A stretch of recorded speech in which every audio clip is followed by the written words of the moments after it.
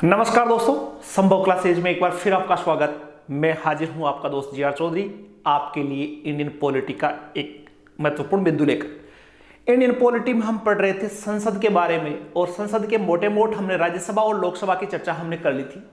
और आप सबको पता है कि वास्तव में संसद का काम है किसी विधेयक का निर्माण करना है, कानून बनाने की जो पावर है वो संसद के पास है। आज के जो वीडियो में हम कुछ ऐसी बातें करने वाले हैं जो संबंधित किससे होगी, विधेयकों की प्रक्रिया से संबंधित होगी। तो हम धीरे धीरे इंडियन पॉलिटी को समझते जा रहे हैं, भारतीय संविधान को समझते जा रहे हैं। और मैं पक्का वादा करता हूं कि यदि आप पूरी क्लास मेरी देख रहे हो, ध्यान से देख रहे हो क्लास, आपको मनोरंजन की क्लास में आवश्यकता नहीं है, पूरा मनोयोग से आप देख पा रहे हो, तो वादा करता हूं कि इंडियन पॉलिटी में आपसे गलतियां नहीं होने वाली है। तो वीडियो को अंत तक कंप्लीट और पूरे ध्यान से देखो ताकि आपके लिए यूजफुल रहे। मैं बात कर रहा था, आज हम बात करेंगे संसद की विधेयक प्रक्रिया की। आज बात करने वाले हैं जिसमें कुछ प्रश्नों का हम जवाब देखेंगे।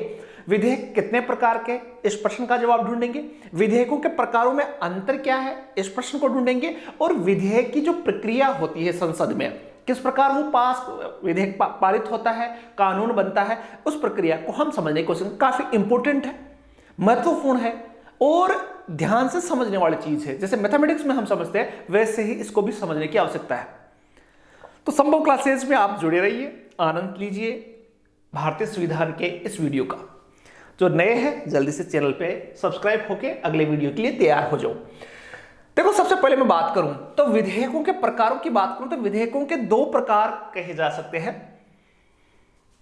एक जो विधेयक होता है उसको सरकारी विधेयक बोला जाता है, एक होता है गैर सरकारी विधेयक। ये जो प्रकार है, ये विधेयक को रखने के, विधेयक जब सदन में रखा जाता है तो उस आधार पर ये विभाजन, सदन में रखने के आधार पर विभाजन है, ये के आधार पर विभाजन है ये। तो देखो, दो प्रकार के विधेयक होते हैं, एक सरकारी विधेयक होता है और एक गैर सरकारी विधेयक होता है। मोटे तौर से अंतर इनमें मैंने कहा कि सदन में रखेगा कौन किसी विधेयक को, इस आधार पर दो प्रकार के विधेयक होते हैं।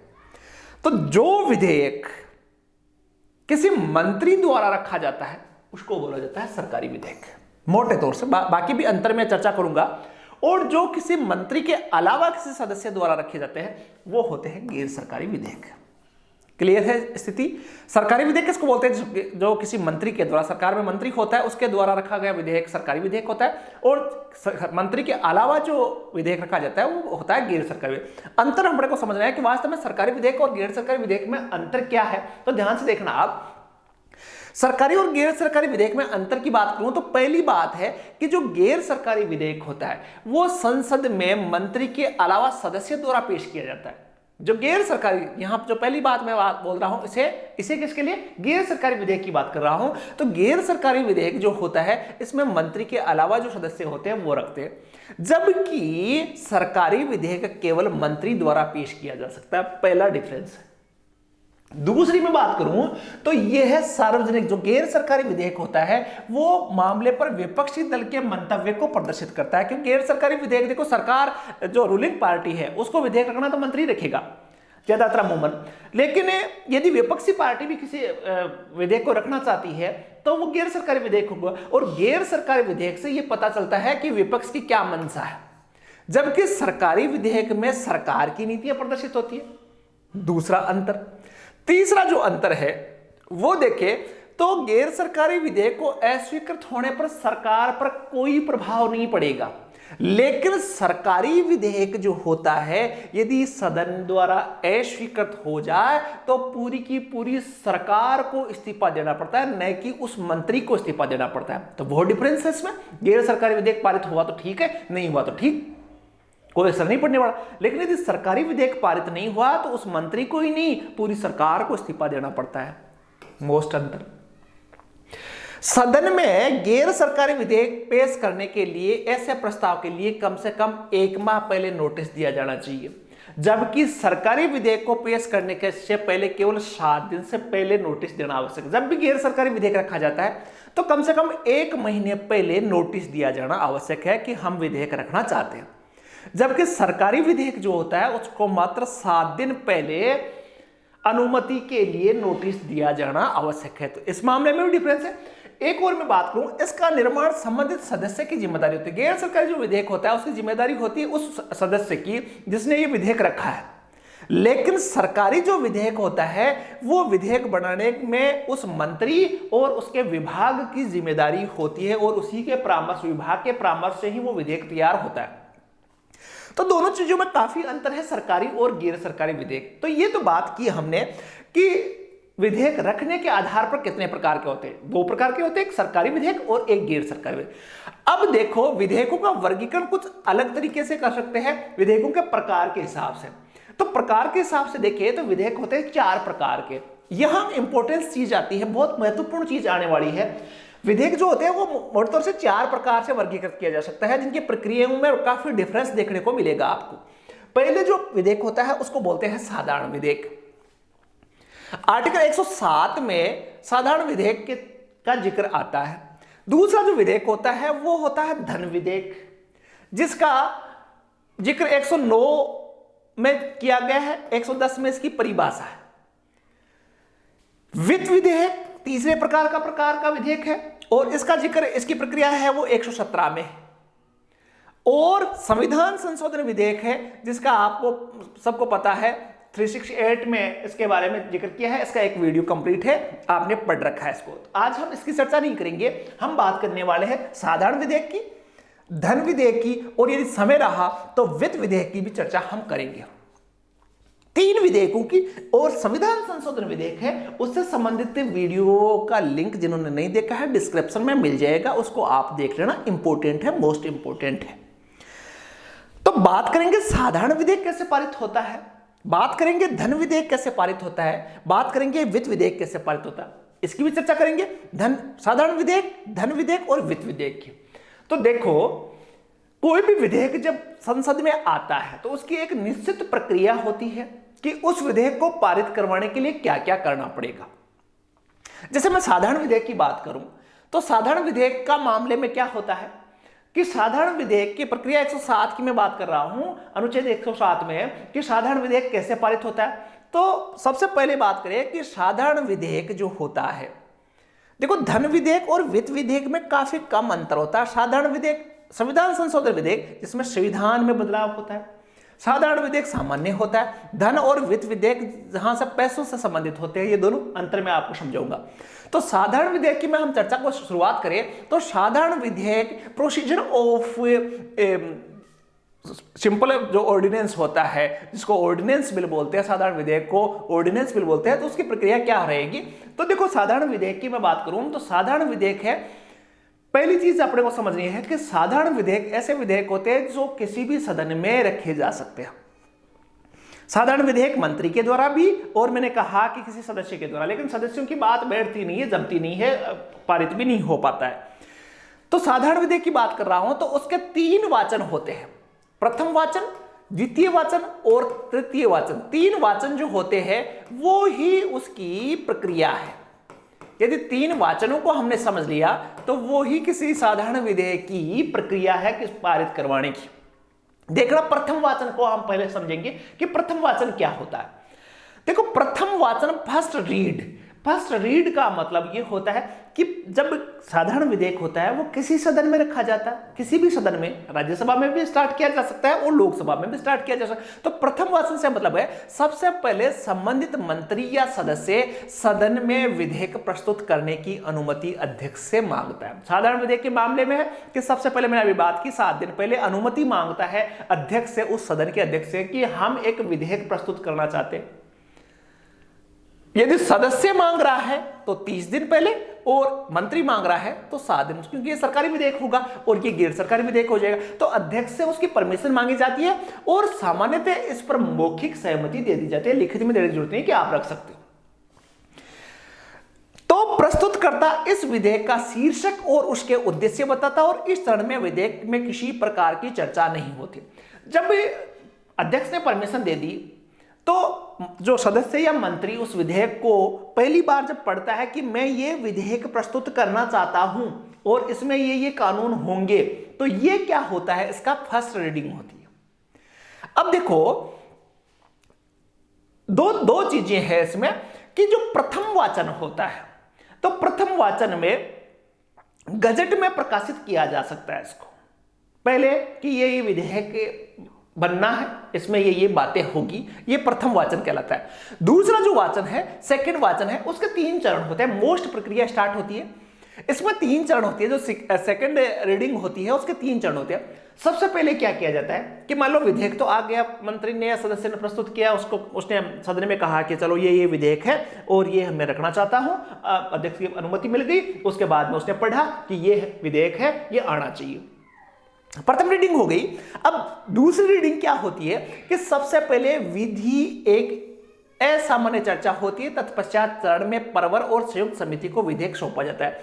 देखो, अब उसके बाद में विधेयक आने के बाद में क्या होता है कि विधेयक पर चर्चा के लिए, विधेयक पर और रिसर्च के लिए एक समिति बनाई जाती है और समिति को भेजा जाता है। समितियां 2 प्रकार की होती है।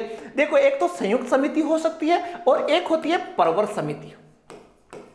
संयुक्त समिति को भी सौंपा जा सकता है और एक होती है प्रवर समिति, उसको भी सौंपा जा सकता है उस विधेयक को कि इसके बारे में आप बताइए कि ये विधेयक कैसे बन सकता है, क्या क्या इसमें सुधार होना चाहिए, आपकी राय क्या है। तो प्रवर समिति और संयुक्त समिति होती है दोनों सदनों की, लोकसभा और राज्यसभा दोनों मिलकर बनाते हैं, जिसमें लोकसभा के और राज्यसभा के 2:1 में सदस्य होते हैं। मान लो 6 सदस्य लोकसभा के हैं तो 3 सदस्य राज्यसभा के होंगे, तो संयुक्त समिति होती है। प्रवर समिति उसी सदन की समिति होती है, तो वो उस विधेयक को पढ़ती है, उसमें व्यापक विचार विमर्श करती है कमेटी में, क्योंकि भाई संसद बहुत बड़ा सदन होता है तो उसमें इतनी चर्चा की नहीं जा सकती किसी विधेयक पर। तो एक कमेटी होती है, वो कमेटी उस पर चर्चा करती है, क्या क्या चेंज करना है, एक एक बिंदुवार उस पर चर्चा की जाती है। अब देखो, प्रवर समिति में केवल विधेयक पेश करने वाले सदन के ही सदस्य होते हैं, जबकि संयुक्त समिति में दोनों सदनों लोकसभा और राज्यसभा के क्रमशः 2:1 में सदस्य होते हैं। लेकिन संयुक्त समिति का अध्यक्ष विधेयक पास होने वाले सदन का होता है। संयुक्त समिति का अध्यक्ष वही होता है जिस सदन में विधेयक रखा गया। तो विधेयक रखने के बाद में समिति को सौंपा जाता है और ये समितियां विधेयक पर खंडवार चर्चा करती है। खंडवार चर्चा करती है कि इस खंड में, भाई विधेयक के बहुत सारे खंड, बहुत सारे पार्ट होते हैं, तो प्रत्येक पार्ट पर चर्चा कर अपना प्रतिवेदन है वो सदन में पेश करती है कि इसमें ये चेंजेस होना चाहिए, हमारी सिफारिश ये है, तो पेश करती है। और समिति विधेयक पर संशोधन का प्रस्ताव दे सकती है, और समिति जो है वो विधेयक पर संशोधन का प्रस्ताव दे सकती है कि इसकी जगह ये होना चाहिए, ये व्यवहारिक है, ये लागू किया जाए तो अच्छा होगा, तो समिति सिफारिश देती है।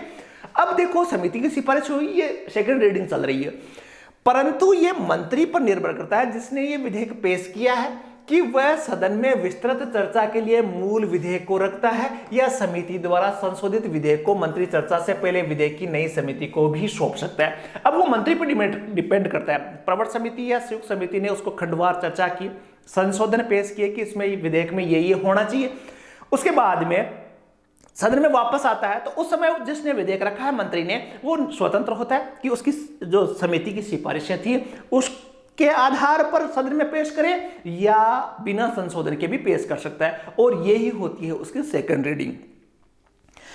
अब देखो, सेकंड रीडिंग हो गई, फिर भी वो उस सदन से पारित नहीं हुआ, फिर होता है थर्ड वाचन।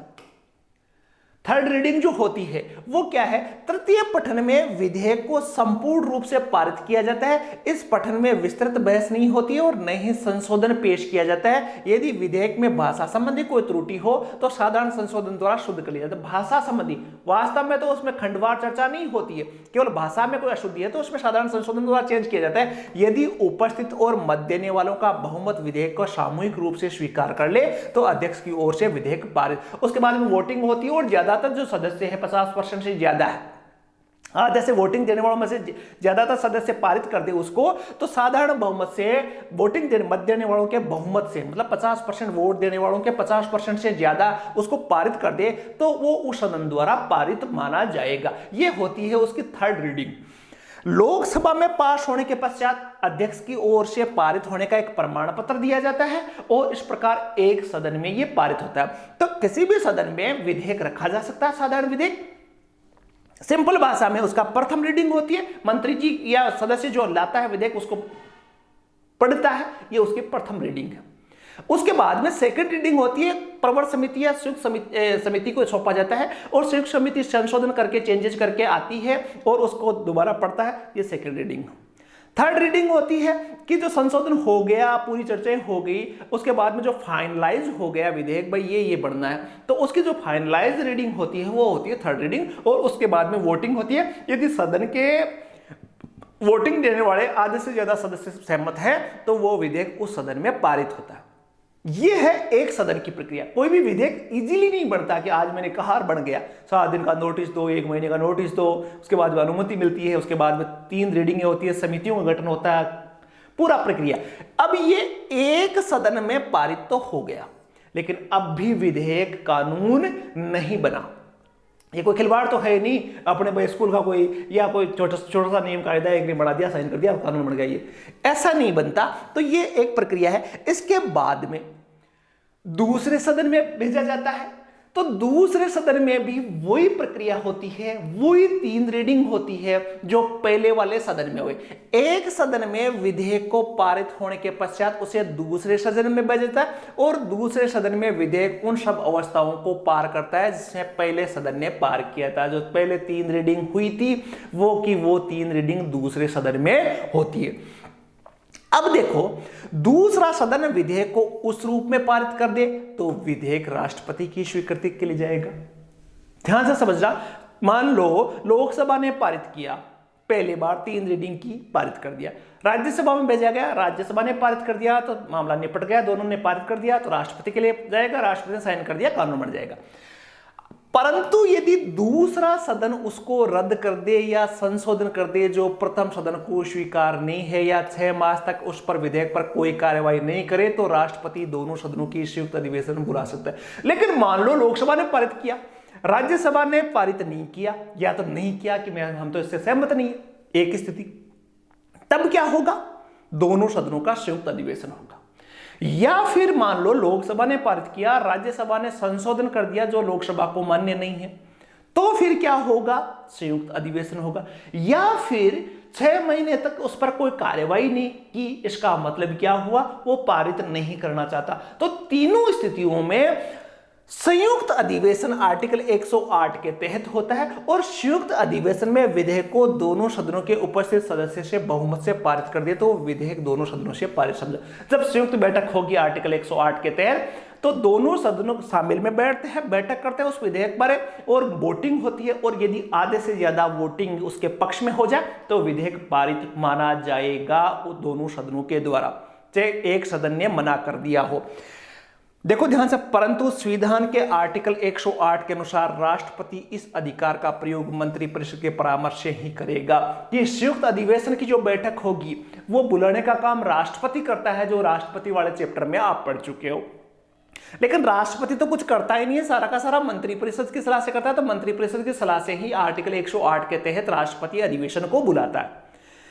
साधारण विधेयक की सिंपल सी भाषा शब्दों में मैं आपको समझाऊं, नॉर्मल भाषा में आपको समझाऊं तो साधारण विधेयक के 3 वाचन होते एक सदन में, दूसरे में वही 3 वाचन होते और पास हो गया तो राष्ट्रपति के पास चला जाएगा। और यदि पास नहीं करे, संशोधन कर दे, स्वीकृत नहीं दे, अस्वीकृत कर दे तो संयुक्त अधिवेशन होगा। और संयुक्त अधिवेशन आर्टिकल 108 के तहत राष्ट्रपति बुलाता है और आप सबको पता है कि उस अधिवेशन की अध्यक्षता लोकसभा अध्यक्ष करता है और उस पर बहुमत द्वारा यदि पारित कर दे तो वो विधेयक पारित हो जाता है। ये कहानी थी साधारण विधेयक की, ऑर्डिनेंस बिल की बात की हमने की।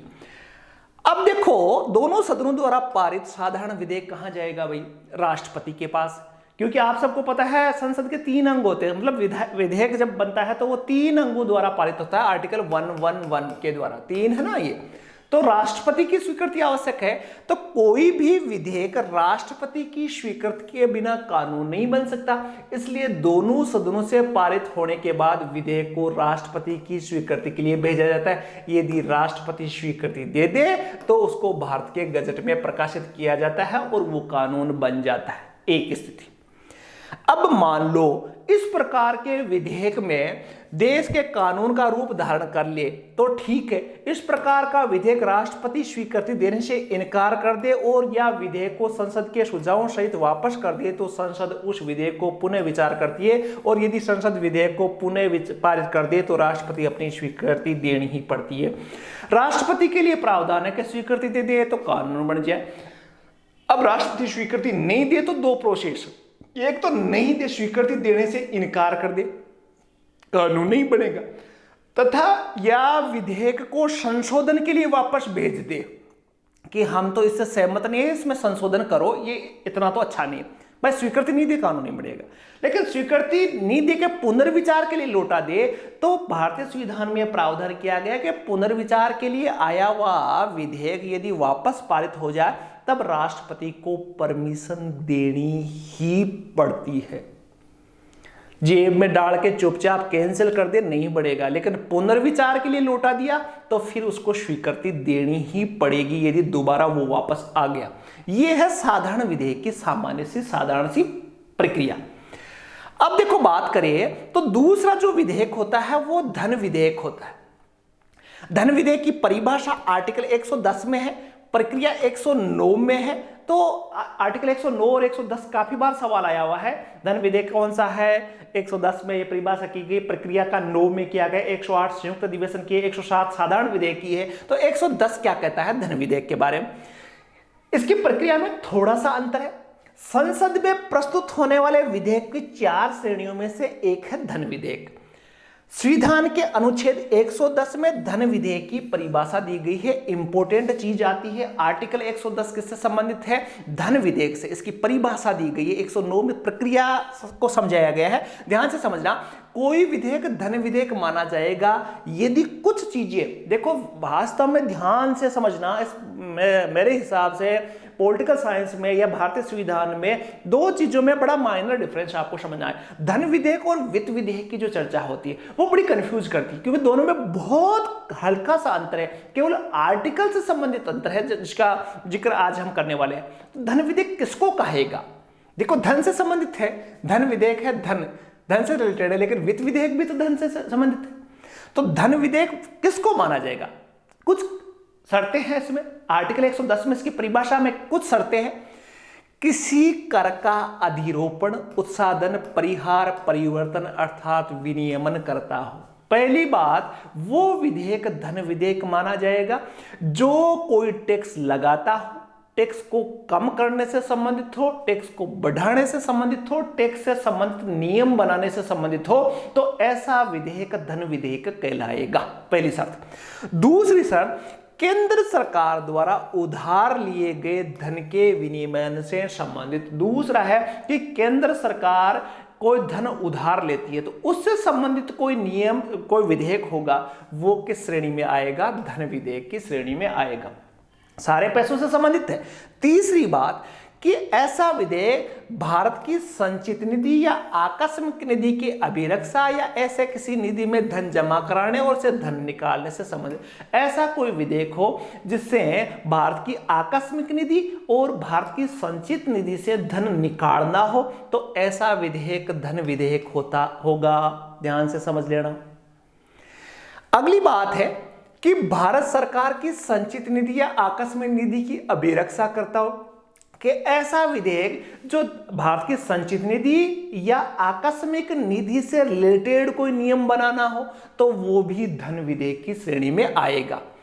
अगली बात है, भारत सरकार की संचित निधि से धन विनियोग करता, अर्थात धन निकालना है, संचित निधि से निकालो चाहे आकस्मिक निधि से निकालो, धन विधेयक माना जाएगा। भारत की संचित निधि पर भारत किसी व्यय की उद्घोषणा इस प्रकार से किसी व्यय की राशि में वृद्धि करता हो, कि ऐसा कोई कानून बनाना हो, ऐसा कोई विधेयक बनाना हो जिसमें जो हमेशा संचित निधि या आकस्मिक निधि से धन निकाल रहे हैं उसको बढ़ाना हो, तो ऐसा विधेयक भी क्या होगा? धन विधेयक। यह आर्टिकल 110 कहता है भारत की संचित निधि या लोकलेख में से किसी प्रकार के धन की प्राप्ति, अभिरक्षा, इसमें से व्यय या केंद्र राज्य की निधियों के लेखा परीक्षण करता हो, कि ऐसा विधेयक जो केंद्र और राज्य के लेखाओं का परीक्षण करता हो कि कितना पैसा क्या हुआ, तो यह भी क्या है? धन विधेयक की श्रेणी में आएगा। साथ ही भारत की संचित निधि या लोक लेखे में से किसी प्रकार की धन की प्राप्ति करनी है कि आवश्यकता हो गई, देश को आकस्मिक निधि से निकालना आवश्यक हो गया, तो ऐसा ज्यादातर मोटे तौर से भाषा को आप समझना कि भारत की संचित निधि, आकस्मिक निधि या टैक्स जो है, कर जो लगाती है, उनको धन विधेयक की श्रेणी में रखा जा सकता है। वो धन विधेयक में होते हैं, लेकिन फिर भी निर्धारण कौन करेगा कि ये धन विधेयक है कि नहीं, ये इंपॉर्टेंट चीज है, क्योंकि यहां की भाषा थोड़ी सी अजीब सी है। तो धन विधेयक का निर्धारण करेगा लोकसभा अध्यक्ष, याद रख लेना बात को। उपरोक्त विषयों में अनुषंगिक कोई विषय हो, जो मैंने 5-6 विषय मैंने बताए, 7 विषय मैंने बताए, तो ये सारे धन विधेयक होंगे और इनसे संबंधित जो भी विषय होगा, चाहे आकस्मिक संचित निधि हो, आकस्मिक निधि हो, तो इनसे संबंधित या टैक्स से संबंधित जो भी विषय होंगे वो धन विधेयक की श्रेणी में आएंगे। तो धन विधेयक, कोई विधेयक धन विधेयक नहीं माना जाएगा। कुछ शर्तें हैं कि इनमें से पैसों से संबंधित होंगे लेकिन धन विधेयक नहीं होंगे। कौन कौन से धन विधेयक नहीं होंगे कि धन तो जुर्माने में भी धन लेते हैं, किसी को जुर्माना लगा दिया कि 5,000 रुपए का जुर्माना लगाते हैं, पैसे तो आ रहे हैं इसमें, लेकिन वो धन विधेयक नहीं होगा। जुर्माना या अन्य धन संबंधित शक्तियों के अधीन अधिरोपण करता हो, जहां किसी व्यक्ति को या किसी संस्था पर जुर्माना जो लगता है या उससे अन्य धन वसूला जाता है, वो धन विधेयक की श्रेणी में नहीं आएगा। दूसरी बात, किसी स्थानीय प्राधिकारी या निकाय द्वारा स्थानीय प्रयोजन के लिए किसी कर का अधिरोपण, या मान लो स्थानीय निकाय को या नगर पालिका ने कोई टैक्स लगाया तो उससे संबंधित कोई कानून हो, तो वो धन विधेयक की श्रेणी में नहीं आएगा। सीधा सेंटर या स्टेट लेवल, सेंट्रल लेवल पर कोई टैक्स लगता है वो धन विधेयक आएगा। निकाय कोई लगाता है टैक्स, वो धन विधेयक की श्रेणी में नहीं आएगा। जुर्माना धन विधेयक की श्रेणी में नहीं आएगा, और स्थानीय निकायों के द्वारा टैक्स जो लगता है वो धन विधेयक की श्रेणी में नहीं आएंगे। इसके अलावा अनुज्ञप्तियों के लिए की गई सेवाओं के लिए शुल्कों की मांग करता है। कोई ऐसा शुल्क जो किसी सेवा पर शुल्क लगता है, तो वो भी धन विधेयक की श्रेणी में नहीं आएंगे। कुछ प्रावधान हमने देखे जो धन विधेयक की श्रेणी में नहीं माने गए, आर्टिकल 110 में नहीं माने गए। अब बात करें कुछ महत्वपूर्ण बिंदुओं की, बात करें कि धन विधेयक के वास्तव में समझना क्या है। तो देखो, किसी विधेयक के बारे में विवाद उठने पर कि वो धन विधेयक है कि नहीं, क्योंकि कंफ्यूजन है, अपने भी बहुत कम समझ में आता है, आपके भी दिमाग पूरा लगाना पड़ेगा धन विधेयक में। तो धन विधेयक के मामले में कोई विवाद है कि ये धन विधेयक है अथवा नहीं है, तो केवल लोकसभा अध्यक्ष का निर्णय ही अंतिम होगा। कहीं जाने की जरूरत नहीं है। लोकसभा अध्यक्ष ने कहा कि ये धन विधेयक है तो वो धन विधेयक है, इनमें से ही होना चाहिए, पैसों से रिलेटेड होना चाहिए। लेकिन लोकसभा अध्यक्ष ने धन विधेयक घोषित कर दिया तो वो धन विधेयक होगा, अंतिम निर्णय उसका होगा। किसी विधेयक को धन विधेयक के रूप में अध्यक्ष द्वारा प्रमाण पत्र दिए जाने के बाद उसकी प्रकृति के प्रश्न पर न्यायालय अथवा किसी सदन में राष्ट्रपति द्वारा विचार नहीं किया जाए। जिसको धन विधेयक लोकसभा अध्यक्ष ने मान लिया, प्रमाण पत्र दे दिया कि ये धन विधेयक है, फिर आप कहीं नहीं जा सकते, न न्यायालय में जा सकते हो, न राष्ट्रपति के पास जा सकते हो। लास्ट फाइनल चैप्टर कंप्लीट हो जाएगा उसका धन विधेयक का विवाद का मामला। धन विधेयक केवल लोकसभा में ही प्रस्तुत किया जा सकता है। धन विधेयक की एक और विशेषता है कि धन विधेयक केवल और केवल कहां रखा जा सकता है। देखो, साधारण विधेयक लोकसभा में प्रारंभ किया जा सकता है, राज्यसभा में प्रारंभ किया जा सकता है, लेकिन धन विधेयक केवल और केवल लोकसभा में ही रखा जा सकता है। और धन विधेयक को सरकारी विधेयक माना जाता है तथा इसे केवल मंत्री द्वारा ही प्रस्तुत किया जा सकता है। दूसरी महत्वपूर्ण बात है कि धन विधेयक केवल और केवल मंत्री के द्वारा ही प्रस्तुत किया जा सकता है, न कि साधारण गैर सरकारी विधेयक वो किसी भी हालत में नहीं हो सकता। धन विधेयक को पारित करने की प्रक्रिया को समझना है आपको कि धन विधेयक पारित कैसे होता है। साधारण विधेयक की प्रक्रिया पढ़ी हमने, 3 रीडिंग होती है, राष्ट्रपति के साइन होते हैं, प्रक्रिया हमने समझी। लेकिन धन विधेयक की प्रक्रिया में थोड़ा सा अंतर है साधारण विधेयक और धन विधेयक की प्रक्रिया में। अंतर क्या है कि संविधान के आर्टिकल 110 में संसद द्वारा धन विधेयक को पारित करने के संबंध में विशेष प्रक्रिया निहित है तथा उसे पारित करने के लिए आर्टिकल 109 के तहत विशेष प्रक्रिया का प्रावधान किया। आप सबको पता है 110 में धन विधेयक की परिभाषा है और उसकी प्रक्रिया जो है कि धन विधेयक पारित कैसे होगा, तो वो होगा 109 की प्रक्रिया के तहत। अब प्रक्रिया क्या होती है, लोकसभा में सबसे पहले रखा जाता है, लोकसभा में पारित होने के उपरांत राज्यसभा में विचारार्थ के लिए भेजा जाता है। लोकसभा में पारित करने के लिए वही प्रक्रिया है साधारण विधेयक वाली, लेकिन रखा कहां जाएगा, लोकसभा में। लोकसभा में पारित होने के बाद में उसे राज्यसभा के लिए भेजा जाता है। लेकिन इस मामले में राज्यसभा की थोड़ी सी स्थिति खराब है, राज्यसभा का मामला उतना नहीं है। राज्यसभा 14 दिन के अंदर उसे स्वीकृति देनी होती है, अन्यथा इसे राज्यसभा द्वारा पारित। राज्यसभा का प्रोसीजर यह है कि लोकसभा ने मान लो धन विधेयक को पारित कर दिया, अब राज्यसभा को भेजा गया, तो राज्यसभा की 3 स्थितियां हैं भाई। राज्यसभा उसको स्वीकृत कर दी, राज्यसभा उसको अस्वीकृत कर दी, राज्यसभा उसको संशोधन कर दी। स्वीकृत कर दे आप ऑटोमेटिक, कोई प्रक्रिया नहीं, ठीक है। अस्वीकृत कर दे तो राज्यसभा का कोई मतलब नहीं है, अस्वीकृत कर दे तो भी स्वीकृति मानी जाती है कि राज्यसभा अस्वीकृत नहीं कर सकती उसको। 2 बात हुई, अस्वीकृत तो कर ही नहीं सकती।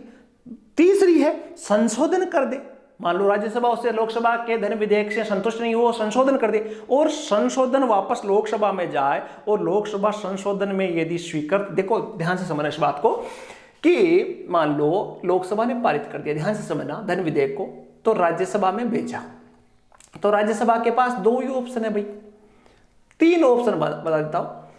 राज्यसभा स्वीकृत नहीं करे, ठीक है, राज्यसभा संशोधन कर दे, ठीक है, या राज्यसभा रोक ले, कुछ नहीं करे। 3 स्थितियां। स्वीकृत नहीं करे ऑप्शन नहीं है, स्वीकृत करना ही पड़ेगा। अस्वीकृत कर दे तो भी स्वीकृत माना जाएगा, ठीक, इसमें कोई। संशोधन कर दे तो उस स्थिति में क्या होता है कि यदि राज्यसभा धन विधेयक को संशोधन कर दे और वापस लोकसभा को भेजे, तो लोकसभा के पास 2 रास्ते हैं, या तो वो संशोधन को स्वीकार कर ले या संशोधन को अस्वीकार कर ले। संशोधन को स्वीकार कर ले तो संशोधन करके पारित माना जाएगा, राज्यसभा में भेजने की आवश्यकता नहीं। संशोधन को स्वीकार ही नहीं करे तो भी राज्यसभा से पारित माना जाएगा, ध्यान से समझना। संशोधन को स्वीकार करे तो भी राज्यसभा से पारित, और संशोधन को स्वीकार नहीं करे तो भी राज्यसभा से पारित। रोक ले, मान लो कुछ भी डिसीजन नहीं लिया राज्यसभा ने, तो मात्र 14 दिन इंतजार किया जाएगा और 14 दिन तक बाद में राज्यसभा से पारित मान लिया जाएगा। तुम जानो, तुम्हारा काम जानो, 14 दिन हमने इंतजार कर लिया, अब हमारे आपकी आवश्यकता नहीं। तो इस मामले में राज्यसभा के पास सीमित शक्तियां, तो यही बात है कि 14 दिन के अंदर उसे स्वीकृति देनी ही होती है, अन्यथा इसे राज्यसभा द्वारा पारित किया जा सकता है। अर्थात राज्यसभा केवल 14 दिन धन विधेयक को लेट कर सकती है, बाकी नहीं। एक और बात समझना, लोकसभा के लिए आवश्यक नहीं है कि वह राज्यसभा की सिफारिशों को माने ही माने। यदि लोकसभा किसी प्रकार की सिफारिश को मान लेती है, फिर इस विधेयक को सदनों द्वारा संयुक्त रूप से पारित माना जाता है। संयुक्त अधिवेशन की आवश्यकता नहीं है, धन विधेयक में संयुक्त अधिवेशन की आवश्यकता नहीं है। राज्यसभा ने पारित नहीं किया, राज्यसभा ने संशोधन किया है, मान लिया लोकसभा ने, ठीक है, नहीं तो पारित माना जाएगा। क्लियर है। यदि लोकसभा कोई सिफारिश नहीं मानती है तो उसे मूल रूप से दोनों सदनों द्वारा पारित माना जाएगा। धन विधेयक के संबंध में राज्यसभा के पास शक्तियां बहुत कम है, कमजोर है राज्यसभा, तो धन विधेयक के संबंध में राज्यसभा की शक्तियां बहुत सीमित है। राज्यसभा के इस संबंध में प्रतिबंध शक्तियां हैं, बहुत कम शक्तियां हैं, अस्वीकृत या संशोधन नहीं कर सकती। राज्यसभा केवल सिफारिश कर सकती है कि संशोधन कर दे, और 14 दिन तक रोकने का पावर इसके पास है। धन विधेयक केवल, एक और बात ध्यान रखना, धन विधेयक राष्ट्रपति की पूर्व अनुमति से रखा जाता है, क्योंकि जब भी धन विधेयक रखा जाता है तो राष्ट्रपति की पूर्व अनुमति की आवश्यकता है। ध्यान से समझना, धन विधेयक के संबंध में राष्ट्रपति की भूमिका में हम समझेंगे इसको। धन विधेयक केवल राष्ट्रपति की सिफारिश के बाद ही प्रस्तुत किया जा सकता है, कि राष्ट्रपति से पहले ही पूछ लिया जाता है कि भाई आपकी क्या सिफारिश है, आप इसको अनुमति दोगे, तो पूर्व सिफारिश की आवश्यकता है। दोनों सदनों द्वारा पारित होने के बाद धन विधेयक को राष्ट्रपति के समक्ष प्रस्तुत किया जाता है, तो या तो वह इस पर अपनी सहमति देता है या फिर इसे रोक कर रख सकता है। अस्वीकृति किसी भी हालत में नहीं, राष्ट्रपति अस्वीकृत नहीं कर, क्योंकि पहले ही उससे सिफारिश ली गई है, तो अस्वीकृति होने का तो सवाल ही नहीं है। तो धन विधेयक पर राष्ट्रपति स्वीकृति देता है या रोक सकता है, जेबी वीटो का जिक्र आपने किया। राष्ट्रपति उसे किसी भी दिशा में पुनः विचार के लिए नहीं भेज सकता है, क्योंकि इसमें पूर्व अनुमति ले ली है, इसलिए उसको भाई पहले ही पूछ लिया तो बार बार थोड़ी पूछते फिरोगे। पूर्व अनुमति ले ली है तो इसके लिए, इसके पुनर्विचार के लिए नहीं लौटाया जा सकता। धन विधेयक कुछ अंतर है, साधारण विधेयक और धन विधेयक की प्रक्रिया में अंतर है। वित्त विधेयक जो अलग से है, तीसरा विधेयक है इसके बारे में मैं समझता हूं कि एक नए वीडियो में हम समझेंगे, बारीकी से हम समझने की कोशिश पड़ेगी कि आर्टिकल 117 में वित्त विधेयक के दो प्रकार है, टाइप 1 और टाइप 2। तो इसके बारे में एक अलग वीडियो में देखेंगे, टाइप 1 और टाइप 2 प्रकार के वित्त विधेयक क्या होते हैं और उनकी प्रक्रिया क्या होती है। तो इस प्रकार का जो नेक्स्ट वीडियो आ रहा है उसको देखना है तो चैनल को लाइक करो और साथ में सब्सक्राइब करके बेल आइकन जरूर दबा लेना। जब भी ये वीडियो आएगा सबसे पहले आपके मोबाइल पर नोटिफिकेशन आएगा। तो अगले वीडियो में हम बात करेंगे वित्त विधेयक की। आज हमने दो बातों पे चर्चा की, साधारण विधेयक किस प्रकार का होता है और धन विधेयक क्या होता है और उसकी प्रक्रिया क्या होती है। आशा है आपके समझ में आएगा। नया वीडियो जो वित्त विधेयक से होगा लेकर जल्द हाजिर होऊंगा। तब तक के लिए शुभ रात्रि, जय हिंद, जय भारत।